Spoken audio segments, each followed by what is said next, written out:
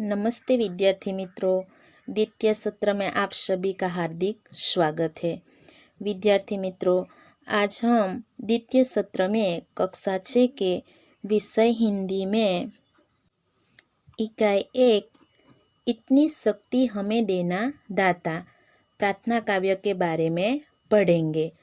तो सबसे पहले बच्चों, आप अपना पाठ्य पुस्तक खोलकर उसमें ध्यान दीजिए। बच्चों, इतनी शक्ति हमें देना दाता प्रार्थना काव्य अंकुश फिल्म से ली गई है। यह फिल्म सन 1946 में प्रसारित हुई थी। इतनी शक्ति हमें देना दाता कवि श्री अभिलाष द्वारा लिखित यह बहुत ही सुंदर एक प्रार्थना काव्य है। तो सबसे पहले बच्चों, हम इसके विषय प्रवेश के बारे में देखते हैं। यह एक प्रार्थना काव्य है। काव्य में ईश्वर से प्रार्थना की गई है कि किसी भी परिस्थिति में किसी से कोई भूल न हो, सबका जीवन उदार बने, ऐसी मंगल कामना की गई है। किसी के प्रति बैर भावना या बदले की भावना मन में न रखकर सभी का जीवन मधुबन बने, ऐसी भावना व्यक्त की गई है। तो बच्चों, इतनी शक्ति हमें देना दाता यह एक प्रार्थना काव्य है। कई पाठशाला में बच्चों हम देखते हैं तो प्रार्थना सभा में यह प्रार्थना गाई जाती है, और हमारी पाठशाला में भी कई बार यह प्रार्थना गाई गई थी। तो बच्चों, इस प्रार्थना काव्य में ईश्वर से प्रार्थना की गई है कि किसी भी परिस्थिति आए तो इस परिस्थिति में किसी से कोई भूल ना हो और सबका जो जीवन है वो उदार बने, ऐसी मंगल कामना इस प्रार्थना काव्य में की गई है। आगे क्या है बच्चों कि किसी के प्रति हमारे मन में दुश्मनी की भावना या बदले लेने की भावना मन में न रखकर सबका जीवन जो है वो बगीचे की तरह बने, ऐसी भावना इस प्रार्थना काव्य में व्यक्त की गई है। तो बच्चों, आगे देखो, हम इतनी शक्ति हमें देना दाता प्रार्थना काव्य की पहली पंक्ति में देखते हैं। इतनी शक्ति हमें देना दाता, मन का विश्वास कमजोर होना, हम चले नेक रास्ते पे, हमसे भूल कर भी कोई भूल होना, इतनी शक्ति हमें देना। बच्चों, यहाँ दाता का अर्थ होता है प्रभु, ईश्वर, भगवान। विश्वास यानी भरोसा, नेक यानी ईमानदार, रास्ता यानी पथ मार्ग होता है। तो बच्चों, इस पंक्ति का अर्थ क्या है कि हे प्रभु, दाता यानी प्रभु, हे प्रभु, हमारे मन का विश्वास कभी भी कमजोर ना हो, इतनी शक्ति हमें देना। दूसरी लाइनिंग है कि हम चले नेक रास्ते पे, हमसे भूल कर भी कोई भूल होना। हे प्रभु, हम नेक रास्ते पर चले और हमसे कोई भूल न हो, इतनी शक्ति प्रभु हमें देना। फिर से बच्चों देख लेते हैं कि हे प्रभु, हमारे मन का विश्वास कभी कमजोर न हो, इतनी शक्ति हमें देना। आगे है कि हम अगर नेक रास्ते पर चलते हैं तो हमसे भूल कर भी कोई भूल न हो, इतना ज्ञान हमें देना, इतनी शक्ति प्रभु हमें देने। आगे है बच्चों,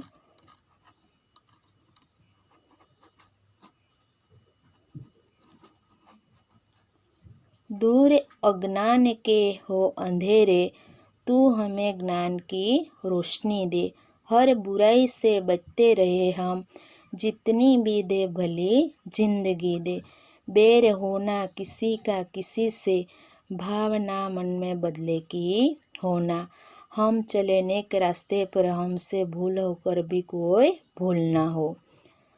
तो बच्चों यहाँ रोशनी शब्द है। रोशनी का अर्थ है प्रकाश। यहाँ है भले, भली यानी अच्छी, बैर यानी दुश्मनी। तो बच्चों इस पंक्ति में क्या कहा गया है कि दूर अज्ञान के हो अंधेरे, तू हमें ज्ञान की रोशनी दे। हे प्रभु, तू हमारे जीवन में अज्ञान रूपी अंधेरे को दूर करके ज्ञान का प्रकाश देना। आगे है, हर बुराई से बचते रहे हम, जितनी भी दे भली जिंदगी। हे प्रभु, हर बुराई से हमें बचाते रहना, यानी हर बुराई हम कभी न करें, ऐसी अच्छी जिंदगी हमें देना। आगे है, बैर होना किसी का किसी से, भावना मन में बदले की होना।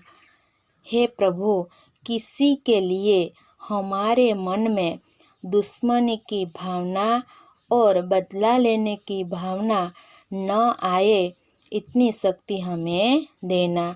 अगर हम नेक रास्ते पर चलते हैं तो नेक रास्ते पर चलते समय हमसे कोई भूल न हो, इतना ज्ञान प्रभु हमें देना। एक बार फिर से बच्चों देख लेते हैं कि हे प्रभु, तू हमारे जीवन में अज्ञान रूपी अंधेरे दूर करके ज्ञान का प्रकाश देना। हम बुराई से, यानी कि हम कभी बुराई न करें, ऐसी अच्छी जिंदगी हमें प्रदान करना। किसी के लिए हमारे मन में बैर की भावना या बदला लेने की भावना न आए, इतनी शक्ति प्रभु हमें देना। आगे है बच्चों, हम न सोचे हमें क्या मिला है, हम ये सोचे क्या क्या किया है अर्पण। फूल खुशियों के बाटे सभी को, सबका जीवन भी बन जाए मधुबन। अपनी करुणा का जल तू बहा के, कर दे पावन हर एक मन का कोना। हम चले नेक रास्ते पे, हमसे कोई भूल न हो। तो बच्चों यहाँ शब्द दिया गया है अर्पण। अर्पण यानी अर्थ होता है समर्पित करना। फूल यानी पुष्प होता है। मधुबन यानी बगीचा, उपवन। करुणा यानी दया, जल यानी पानी, पावन यानी पवित्र। तो बच्चों यहाँ पंक्ति है, हम न सोचे हमें क्या मिला है, हम ये सोचे क्या किया है अर्पण।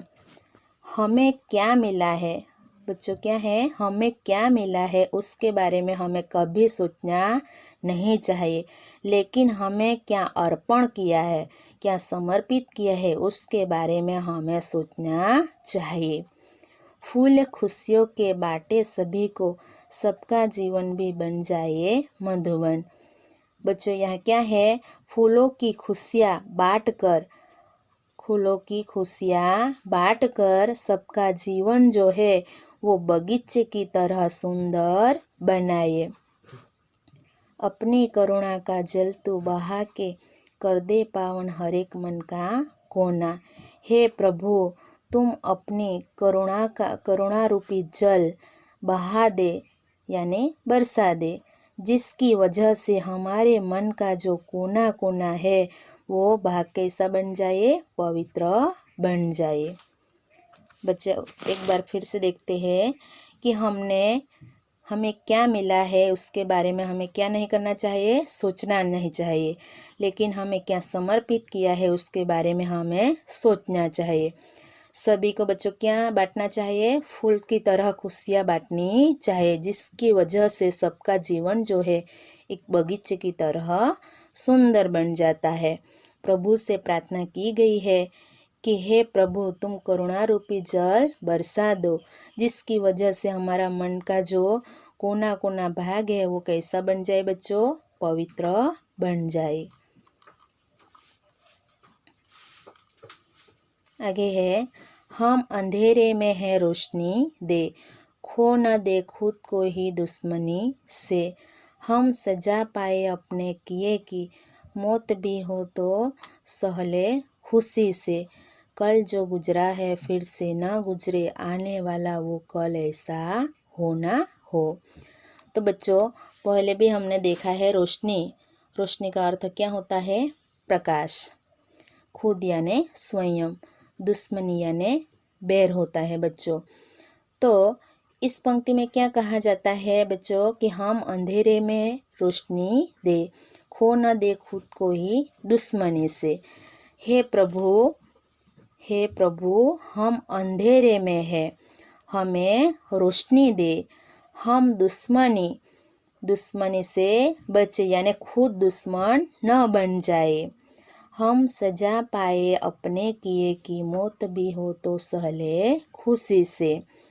हे प्रभु, हम जो किए काम है, हम करते हैं काम यानी कार्य करते हैं, उसके सजा के रूप में अगर आप मौत भी देना चाहते हैं तो वो भी हम खुशी से सह लेंगे। कल जो गुजरा है फिर से न गुजरे, आने वाला वो कल ऐसा हो ना हो। हम चले नेक रास्ते पे।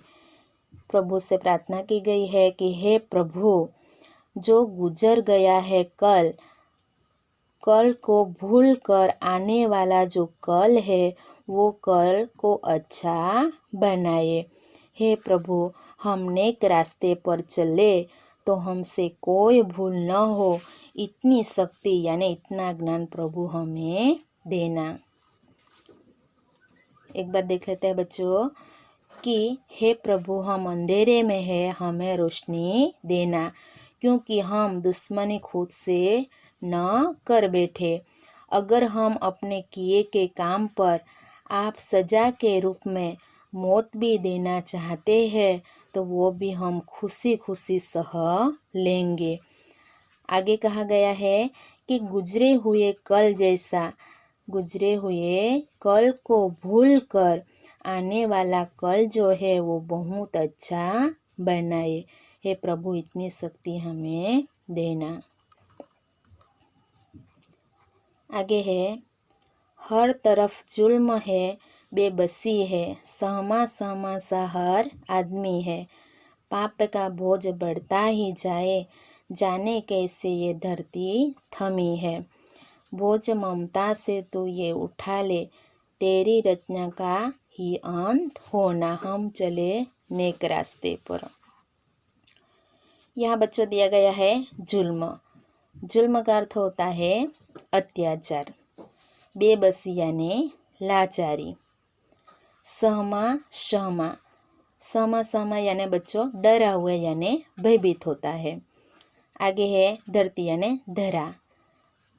थमी शब्द का अर्थ होता है बच्चों रुकना। तो बच्चों, इस पंक्ति में कहा जाता है कि हर तरफ जुल्म है, बेबसी, सहमा सा हर आदमी है।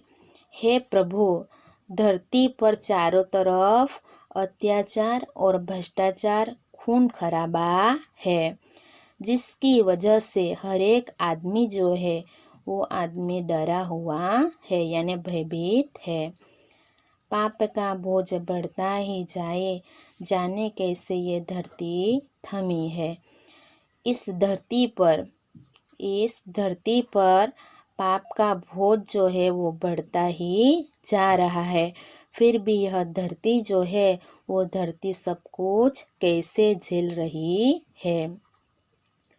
बोझ ममता से तू ये उठा ले, तेरी रचना का ही अंत होना।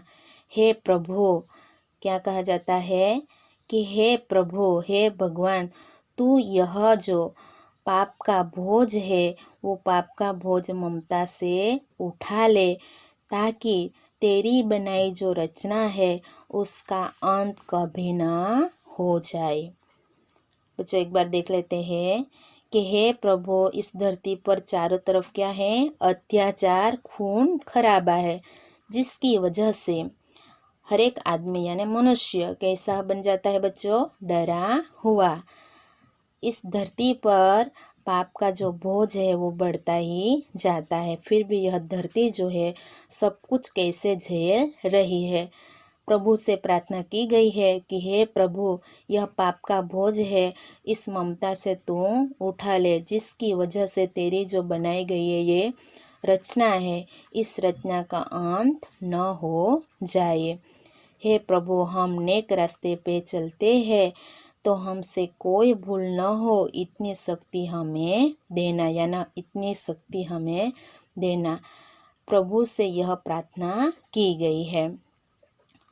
तो बच्चों, हमने इतनी शक्ति हमें देना दाता, यह प्रार्थना काव्य है। इस प्रार्थना काव्य की समझ ले ली है बच्चों। तो हम आगे इतनी शक्ति हमें देना दाता, इस प्रार्थना काव्य के अभ्यास के प्रश्नों के बारे में देखते हैं। सबसे पहले प्रश्न 1 है, प्रश्नों के उत्तर दीजिए। पहला प्रश्न है, मन का विश्वास कमजोर होना ऐसा कवि क्यों कहते हैं। बच्चों, पहली पंक्ति में ही ऐसा आया था कि मन का विश्वास कमजोर होने पर क्या होता है, तो हमारी तरक्की रुकती है। तो उत्तर है, मन का विश्वास कमजोर होना ऐसा कवि इसीलिए कहते हैं कि यदि मन का विश्वास कमजोर हो जाए तो हमारी तरक्की रुक जाती है। दूसरा है, धरती पर हर तरफ क्या है, क्यों है। तो बच्चों, धरती पर हर तरफ जुल्म और बेबसी है, जिसकी वजह से हर एक व्यक्ति भयभीत है, क्योंकि लोग अपने अपने स्वार्थ में मानवता भूल गए हैं और सबके मन में क्या है बच्चों, बुराई आ गई है। प्रश्न 3, हम जगत में क्या अर्पण करना चाहते हैं, क्यों। तो बच्चों, हम जगत में क्या अर्पण करना चाहते हैं, उसका उत्तर है खुशियाँ अर्पण करना चाहते। हम जगत में खुशियाँ अर्पण करना चाहते हैं, क्योंकि खुशियाँ अर्पण करने से चारों ओर सुख और शांति होती है। आगे है बच्चों प्रश्न 4, हम सभी को क्या बांटना चाहते हैं, क्यों। उत्तर है, हम सभी को सुख और खुशियाँ बांटना चाहते हैं। सुख और खुशियाँ बांटने से हम खुद भी खुश होंगे और सबको सुख मिलेगा। 5वां है, सबका जीवन भी बन जाए मधुबन का भावार्थ क्या है। तो बच्चों, उसका उत्तर क्या है कि सबका जीवन ही बन जाए मधुबन का भावार्थ यह है कि हम अपने मन में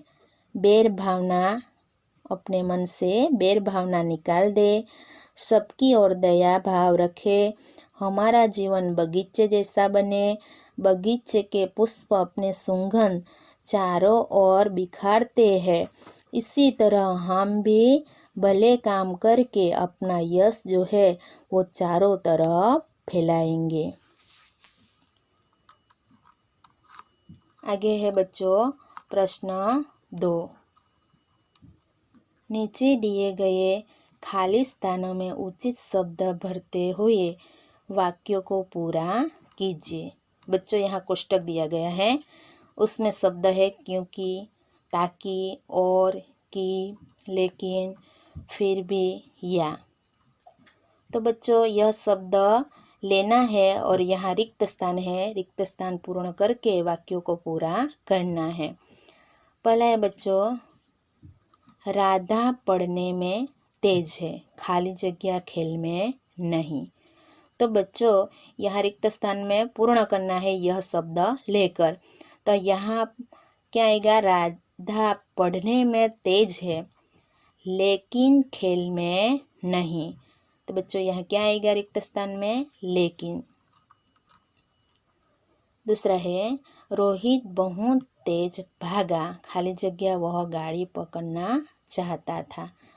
तो बच्चों, इस रिक्त स्थान में आएगा क्योंकि। रोहित बहुत तेज भागा क्योंकि वह गाड़ी पकड़ना चाहता था।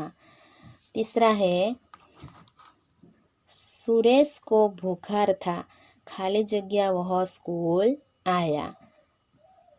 तो बच्चों यहाँ क्या है, फिर भी आएगा तीसरे रिक्त स्थान में। फिर भी सुरेश को बुखार था, फिर भी वह स्कूल आया था। चौथा है, मैं समझता हूँ खाली जगह वह क्या कहना चाहते हैं। तो बच्चों यहाँ क्या आएगा, कि आएगा। तो मैं समझता हूँ कि वह क्या कहना चाहता है। पांचवा है, आप चाय पसंद करेंगे, खाली जगह कॉफ़ी। तो बच्चों सबको मालूम है यह आएगा, चाय पसंद करेंगे या कॉफ़ी। छठा है, मैंने सुबह ही पढ़ाई कर ली, खाली जगह शाम को खेल सकूं। तो बच्चों यहाँ क्या आएगा, ताकि। मैंने सुबह ही पढ़ाई कर ली ताकि शाम को खेल सकूं। सातवां है, अध्यापक रुक गए, खाली जगह लड़के के बोलने की प्रतीक्षा करने लगे। तो यहाँ है बच्चों और। अध्यापक रुक गए और लड़के के बोलने की प्रतीक्षा करने लगे।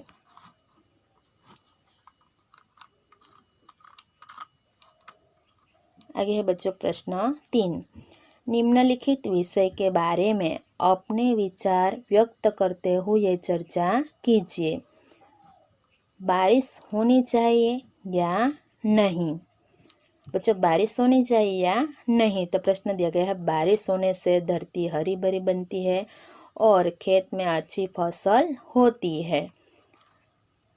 तो बारिश आती है तो धरती हरी भरी बन जाती है बच्चों, खेत में अच्छी फसल होती है। तो उसका उत्तर क्या है, जल ही तो मनुष्य, पशु पक्षी, वनस्पति का जीवन होता है।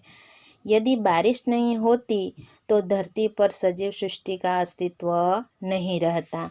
बारिश के कारण ही तो धन धान्य, घास, फल फूल पैदा होते हैं। मनुष्य के लिए तो यह बहुत उपयोगी है। पशुओं के लिए घास जरूरी है, पानी सजीवों के बिना काम आता है। यानी पानी से ही कल कारखाने चलते हैं, पानी से रेलगाड़ी चलती है। या आगे है बच्चों, बारिश अगर जो नहीं होती तो धरती पर कैसा बन जाता, सूखा यानी अकाल पड़ जाता। पशु पक्षी पानी के बिना मर जाते, वनस्पति का भी नाश हो जाता। इसी प्रकार पानी जरूरी है। आगे है बच्चों दूसरा है, बारिश होने से कीचड़ होता है, गंदगी फैलती है, बीमारियां बढ़ती है। तो बच्चों सबको मालूम है बारिश होने से कीचड़ होता है, गंदगी फैलती है और बीमारियां बढ़ती है। तो उत्तर है, इन परिस्थितियों को हम आसानी से दूर कर सकते हैं। आजकल तो सभी गांवों और शहरों में पक्के रास्ते बन गए हैं, जिसकी वजह से कीचड़ और गंदगी कम होती है। यदि बारिश की ऋतु में बीमारियां हो तो हम दवाओं से दूर कर सकते हैं। आजकल तो बीमारियों का इलाज आसान हो गया है। बच्चों बारिश होनी चाहिए क्योंकि जल ही तो जीवन, हम कहते हैं ना जल ही जीवन है, इसीलिए बच्चों बारिश होनी चाहिए। अगर जो बारिश नहीं होती तो जल नहीं मिलता, अगर जो जल नहीं रहता तो यहाँ धरती पर कैसा बन जाता, अकाल पड़ जाता। आगे है प्रश्न 4। उदाहरण के अनुसार विशेषणों का उपयोग करके वाक्य बनाइए। बच्चों यहाँ उदाहरण दिया गया है कुछ, तो उसका वाक्य प्रयोग करना है। कुछ कपड़े गंदे हैं। तो बच्चों यहाँ उदाहरण के अनुसार ही यहाँ शब्द दिए गए हैं, इस शब्द को हमें वाक्य प्रयोग करना है। पहला है सुंदर, तो सुंदर शब्द का प्रयोग करके वाक्य हमें बनाना है। तो पहला बनता है, यह सुंदर बगीचा है। बच्चों दूसरा भी बना सकते हैं कि मेरे घर के आंगन में सुंदर एक मंदिर है। यानी दूसरा है कि मेरे पास सुंदर पेन है। दूसरा है 4। मेरे वाक्य बनता है बच्चों, मेरे 4 भाई बहन है।